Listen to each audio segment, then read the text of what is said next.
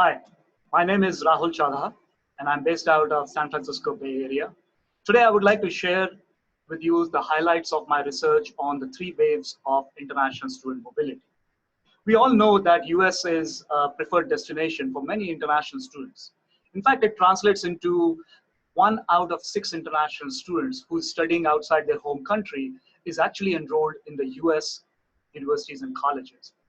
And this means that there are nearly 1.2 million international students in the US, and they contribute almost $35 billion in terms of their economic impact.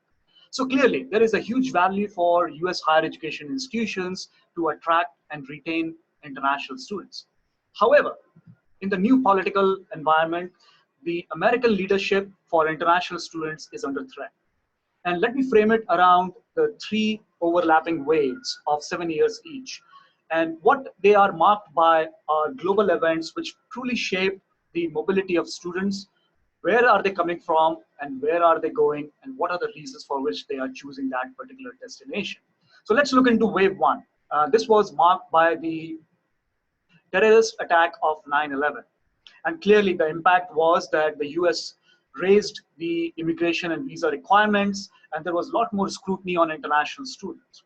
And it impacted the attractiveness of US for international students.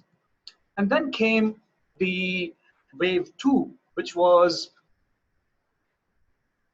defined by the global financial recession, which started in the US, but it created more incentive for US institutions to attract international students because there were budget cuts, because there were financial pressures.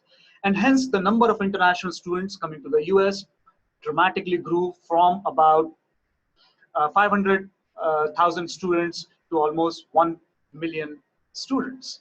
However, wave three is defined by a new political order, which is again creating more immigration and political barriers for international students to come to the US. There are also concerns of safety in the US. If this was not enough, new destinations like China, Korea, and Japan, they all are either facing demographic challenges or want to assert a bigger soft power. And hence they want to attract international students.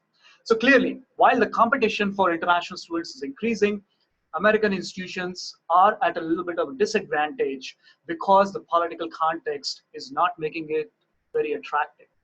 So this clearly is creating some benefits, unintended benefits for neighboring countries and destinations like Canada, which has seen a clear surge in terms of international students heading to their side.